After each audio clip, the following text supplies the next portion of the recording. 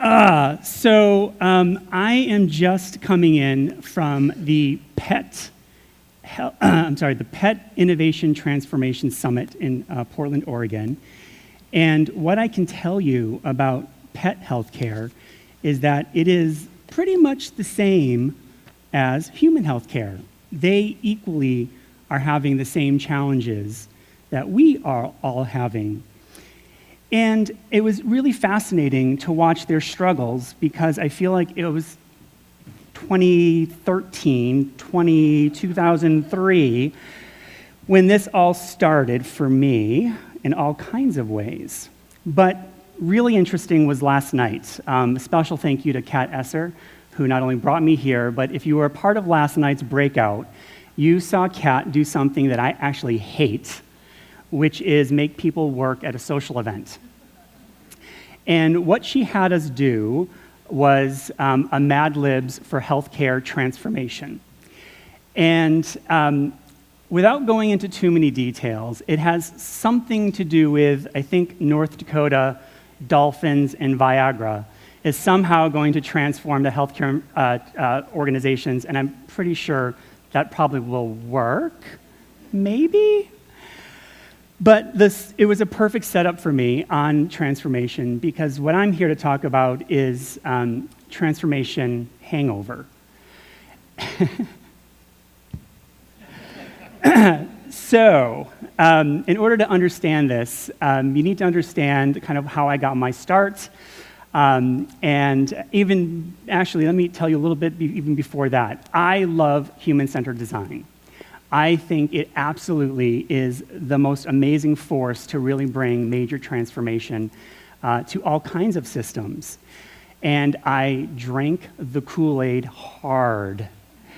And I started becoming this evangelist, and I made a pretty bold prediction. The prediction I made was that within 10 years, design would be the fundamental way that we make change in healthcare. And it would be ubiquitous across healthcare systems. And furthermore, there would be a chief design officer in every healthcare organization. Now that 10-year prediction came true in 2013. Well, it came to fruition in 2013, because not only did it not happen, but to this day, I think design is still struggling in our healthcare organizations. And the vast majority of healthcare organizations absolutely do not understand what the design function and how it can transform the world really works. And actually, the magic ball said, yes, it would have happened, but it didn't, trust me. So, to understand where this all starts, I want to take you back to 2003. I am sitting in downtown Oakland. This is a first. And this is totally disgusting. But this is the biggest beer can I could find in Rhode Island. So I wanted to make sure you all could see it. So I bought this last night. But legitimately, it is June of 2003. I'm sitting in a bar with two colleagues who I don't even really know yet. They're just Kaiser Permanente employees.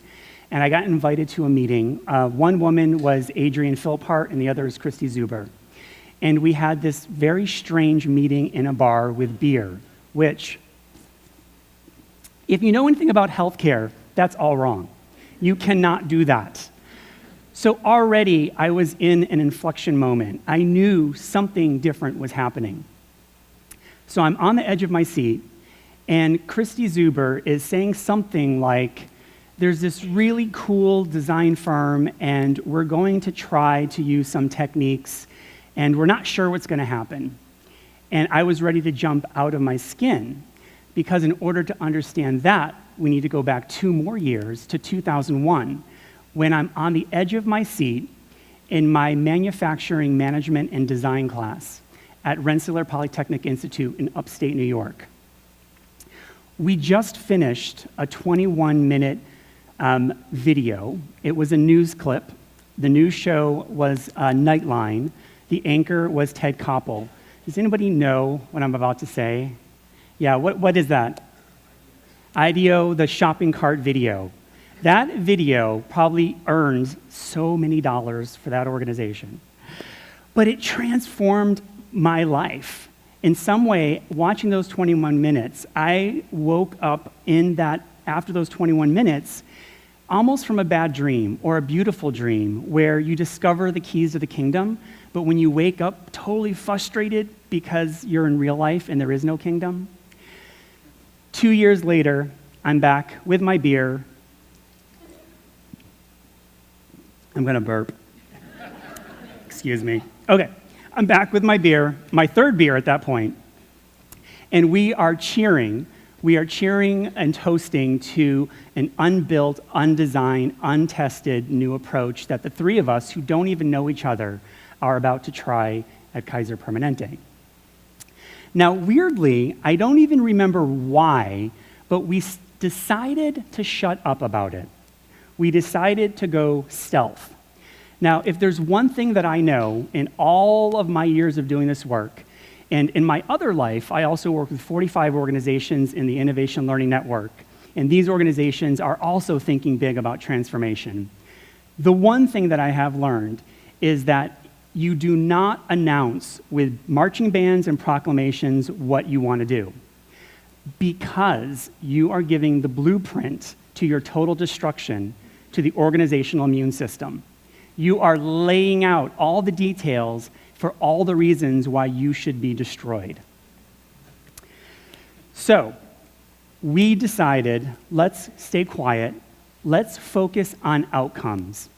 Let's cloak our techniques, let's not even tell them what these techniques are called. And let's start really thinking about barriers as accelerants instead. So let's look at the law, let's look at regulation, let's look at the unions, and let's pretend that they are our accelerants. And very quickly, they became our accelerants. Now, as we're moving through this journey, we were really fortunate because within 2 years, we had 2 major innovations, like real ones that went viral, that were really providing impact to Kaiser Permanente. And we had 1 mega failure. But we had 2 major innovations. And all of a sudden, our innovation engine came roaring to life. And the immune system came roaring to life.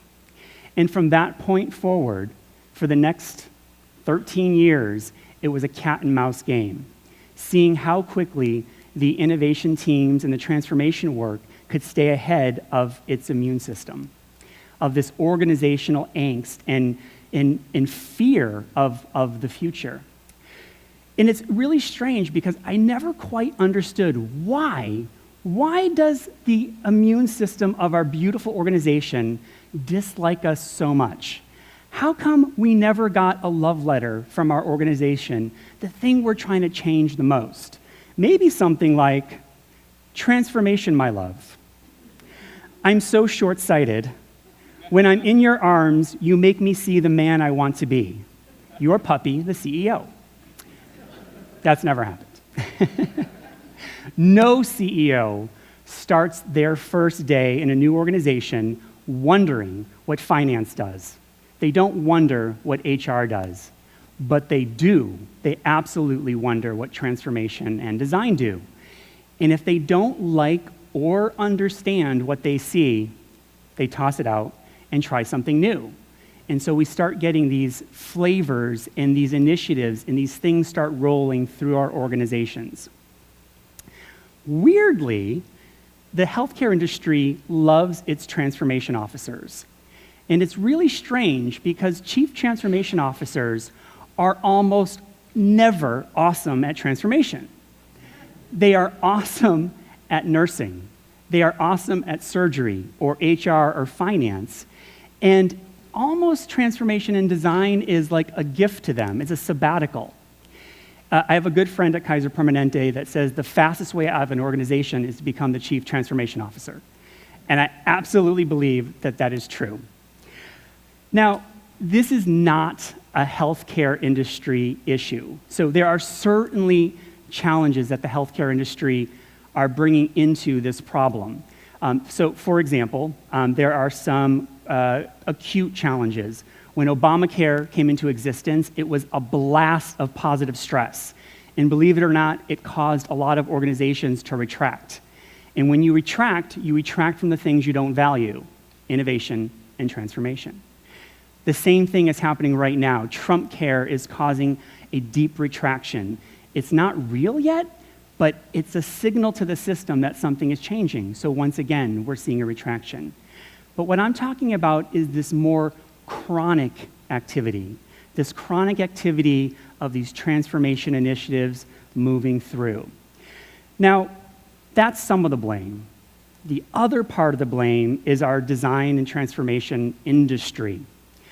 Unlike finance and HR, where you can go and look up words and try to understand them, like bottom line, which is a sometimes fatal disease of, no, that's botulism. Wait a minute. Bottom line, it's right above it, actually. The last line of a financial statement showing net profit and loss, okay? It's so ubiquitous that it even made it in a basic standard dictionary. Now, in our industry, in the transformation industry, you're saying qualitative research and you're saying design research. You're saying a demonstration, you're saying a test, and you're saying a pilot. You're saying a clickable prototype, and you're saying an MVP.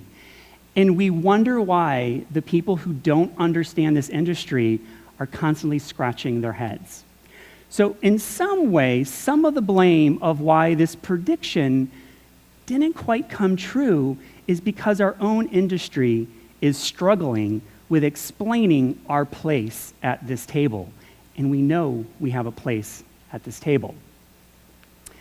The cat and mouse game continued, and really fortunately, we learned to dance around our immune system. And for year after year, my little group, the Innovation Consultancy at Kaiser Permanente, we started churning out solutions with real impact. We started providing more and more insight to the organization.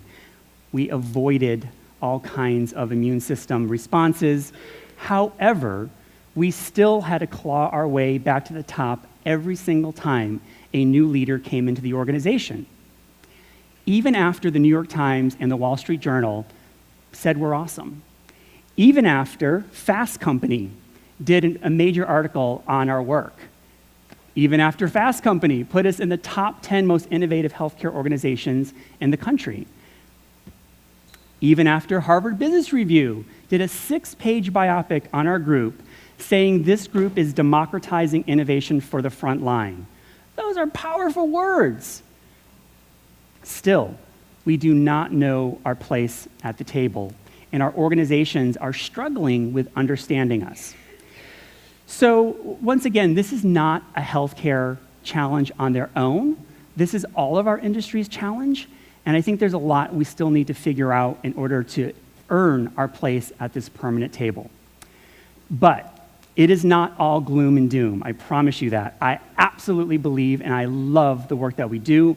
I love the impact that we get to make. But there are more things that we can do. So here's some examples. The organizations that have a future-forward vision and that are marching with madness to that vision are making change. Organizations like Mass General, Carolina's healthcare system, Kaiser Permanente, Mayo Clinic, Cleveland Clinic, these organizations have realized that transformation is not a sprint and it's not a marathon. It's permanent. We need to get out of thinking that this is a time-based initiative, and we need to consistently and forever be a part of the transformation. Now, I am also extraordinarily giddy. I am in that inflection moment on the edge of my seat again. I'm in a new organization called Hope Lab. We're a social innovation organization. We use systems, science, and design to solve complex challenges for young people. Things like mental well-being for teens or cancer for young people as well. And what I'm most excited, the first thing I've been asked to do is to fuse systems thinking with design thinking. Now, I know something about design thinking. I know nothing about systems thinking. I am a complete newbie, but I have been dabbling for 6 months, and here is what I think is magical. Systems thinking is like design thinking, but at the ecosystem level. So we're looking at the entire ecosystem and looking for that 1 or 2 leverage points to bolt design thinking to. With a subtle shift, that leverage point will positively change the entire system because it's all connected. And so this is really fascinating, uniting the system world, the 50,000-foot view, with the 1-foot view, and knowing that the 1-foot view can actually change the whole system if we put a little time into understanding it. So my prediction, my new prediction, is that within 10 years, systems and design will be a permanent, bolted together methodology to be the transformative force that we've been looking for. Let's see, anybody interested? It is certain. There we go. Thank you, everybody.